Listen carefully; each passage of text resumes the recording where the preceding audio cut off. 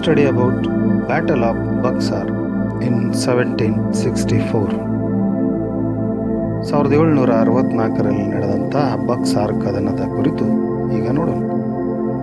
Mir Qasim was an efficient administrator.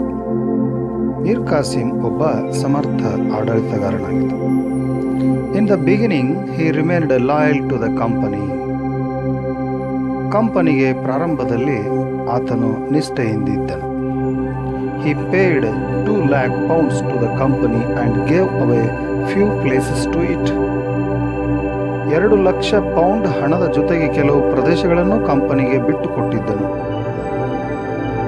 Shortly he declared himself as an independent king. ಆದರೆ ಶೀಘ್ರವೇ ಮೀರ್ ಕಾಸಿಂ ತನ್ನನ್ನು ಸ್ವತಂತ್ರ ರಾಜನೆಂದು ಭಾವಿಸಿದ್ದನು. After verifying the misuse of dastaks, he declared that the business is duty-free in Bengal. ದಸ್ತಕ್ನ ದುರ್ಬಳಕೆಯನ್ನು ಪರಿಶೀಲಿಸಿ ಬಂಗಾಳದ ಎಲ್ಲ ವ್ಯಾಪಾರವನ್ನು ಸುಂಕಮುಕ್ತ ಎಂದು ಘೋಷಿಸಿದನು. As a result, the Indians competed against British in all spheres of the business. ಇದರ ಪರಿಣಾಮವಾಗಿ ಬ್ರಿಟಿಷರ ವ್ಯಾಪಾರಕ್ಕೆ ಭಾರೀ ಹೊಡೆತ ಬಿದ್ದಿತು. British trade suffered considerably. ಇದರ ಪರಿಣಾಮವಾಗಿ ಬ್ರಿಟಿಷರ ವ್ಯಾಪಾರ ಬಹಳಷ್ಟು ಅಧೋಗತಿಗಿಳಿಯಿತು. This was enough for the British to oppose the Nawab. ಬ್ರಿಟಿಷರಿಗೆ ನವಾಬನನ್ನು ವಿರೋಧಿಸಲು ಇದೊಂದೇ ಕಾರಣ ಸಾಕಿತ್ತು. They brought in Mir Jafar again the dethroned Mir Qasim. ಅವರು ಮೀರ್ ಕಾಸಿಂನನ್ನು ಇಳಿಸಿ ಮತ್ತೆ ಮೀರ್ ಜಾಫರ್ನನ್ನೇ ನವಾಬನನ್ನಾಗಿ ಮಾಡಿದರು. He went for an organized war against them. As Mir Qasim knew about the cunningness of the British, he went for an organized war against them. Mir ಕಾಸಿಮನು ಬ್ರಿಟಿಷರ ಕುಟಿಲತೆಯನ್ನೆಲ್ಲವನ್ನೂ ಅರಿತವನಾಗಿದ್ದನು. ಹೀಗಾಗಿ ಬ್ರಿಟಿಷರ ವಿರುದ್ಧ ಸಂಘಟನಾತ್ಮಕ ಹೋರಾಟಕ್ಕೆ ಮುಂದಾದನು. He was supported by the Indian merchants and artisans. ಭಾರತೀಯ ವ್ಯಾಪಾರಿಗಳು ಮತ್ತು ವಿವಿಧ ಕಸಬುದಾರರು ಅವನ ಬೆಂಬಲಕ್ಕೆ ನಿಂತಿದ್ದರು. Mir Kasim entered into agreements with the Mughal ruler Shah Alam II and Nawab of Awadh Shujah-ud-Daula. ಈ ನಿಟ್ಟಿನಲ್ಲಿ ಮುಂದುವರೆದ ಮೀರ್ ಕಾಸಿಮನು ಮೊಘಲ್ ದೊರೆ 2ನೇ ಶಾ ಆಲಂ ಮತ್ತು ಔದ್ನ ನವಾಬ ಶೂಜ್-ಉದ್-ದೌಲರೊಂದಿಗೆ ಒಪ್ಪಂದ ಮಾಡಿಕೊಂಡನು. The combined force of Mir Qasim faced the British army led by Hector Munro at Buxar in 1764.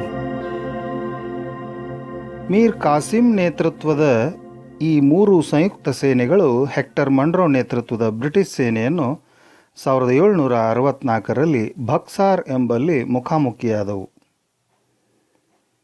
Mir Qasim got defeated and ran away from the battle field.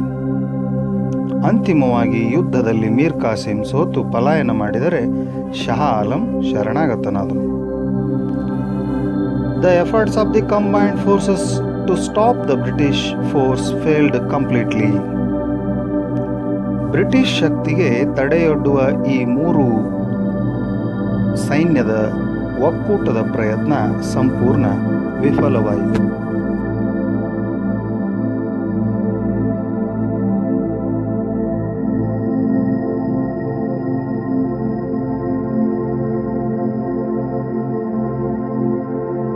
Buxar ಕದನದ ಪರಿಣಾಮಗಳನ್ನು ನೋಡೋಣ. First one, Shah Alam accorded the Diwani rights over Bengal to the British. East India ಕಂಪನಿಗೆ ಬಂಗಾಳದ ಮೇಲಿನ ದಿವಾನಿ ಹಕ್ಕನ್ನು 2ನೇ ಶಾ ಆಲಂ ನೀಡಿದನು. ಎರಡನೇದು, Shah Alam II gave away all the rights over Bengal to the British for an annual fee of rupees 26 lakhs. Shah Alam ವಾರ್ಷಿಕ 26 ಲಕ್ಷ ರೂಪಾಯಿಗಳನ್ನು ಪಡೆದು ಬಂಗಾಳದ ಮೇಲಿನ ತನ್ನ ಹಕ್ಕನ್ನೆಲ್ಲ ಬಿಟ್ಟುಕೊಡಬೇಕಾಯಿತು.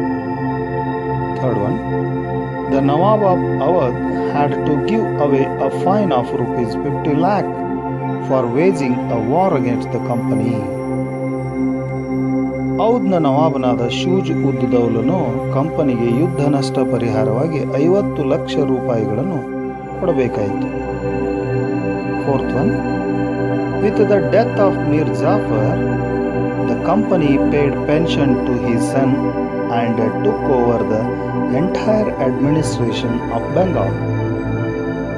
ಮೀರ್ ಜಾಫರ್ ಮರಣ ಹೊಂದಿದ್ದರಿಂದ ಅವನ ಮಗನಿಗೆ ವಿಶ್ರಾಂತಿ ವೇತನ ನೀಡಿ ಬಂಗಾಳದ ಪೂರ್ಣ ಆಡಳಿತವನ್ನು ಕಂಪನಿಯು ನಿರ್ವಹಿಸತೊಡಗಿತು.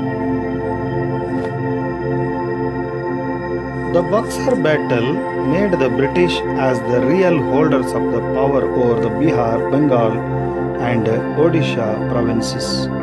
ಅಂತಿಮವಾಗಿ ಬಕ್ಸಾರ್ ಕದನವು ಬ್ರಿಟಿಷರು ಬಂಗಾಳ, ಬಿಹಾರ ಮತ್ತು ಒರಿಸ್ಸಾದ ನಿಜವಾದ ಒಡೆಯರೆಂದು ದೃಢೀಕರಿಸಿತು. Even Awadh remained under their control. ಹಾಗೂ ಅವಧ್ ಕೂಡ ಅವರ ಅಧೀನದಲ್ಲಿ ಉಳಿಯುವಂತಾಯಿತು. In 1765, Robert Clive brought in dual government concept. 1765ರಲ್ಲಿ ರಾಬರ್ಟ್ ಕ್ಲೈವನು ಬಂಗಾಳದಲ್ಲಿ ದ್ವಿಪ್ರಭುತ್ವ ಪದ್ಧತಿಯನ್ನು ಜಾರಿಗೆ ತಂದನು. As per this concept, the British had the right to collect land taxes, whereas the Nawab had power over the administrative issues like justice and others. ಈ ಪದ್ಧತಿಯಂತೆ ಬ್ರಿಟಿಷರು ಭೂಕಂದಾಯ ವಸೂಲಿ ಮಾಡುವ ಹಕ್ಕನ್ನು ಹೊಂದಿದವರು, ಆದರೆ ನವಾಬನು ಆಡಳಿತ, ನ್ಯಾಯ ಮೊದಲಾದ ಆಡಳಿತಾತ್ಮಕ ಕಾರ್ಯಗಳನ್ನು ನಿರ್ವಹಿಸುತ್ತಿದ್ದನು.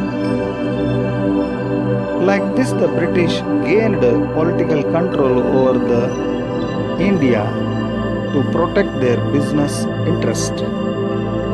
ಹೀಗೆ ಬ್ರಿಟಿಷರು ತಮ್ಮ ವಾಣಿಜ್ಯ ಹಿತಾಸಕ್ತಿಯನ್ನು ಕಾಪಾಡಿಕೊಳ್ಳುವ ಸಲುವಾಗಿ ಭಾರತದಲ್ಲಿ ರಾಜಕೀಯ ಪರಮಾಧಿಕಾರವನ್ನು ಸ್ಥಾಪಿಸಿದರು. ಕೇಳುಗರಿಗೆಲ್ಲ ಧನ್ಯವಾದಗಳು.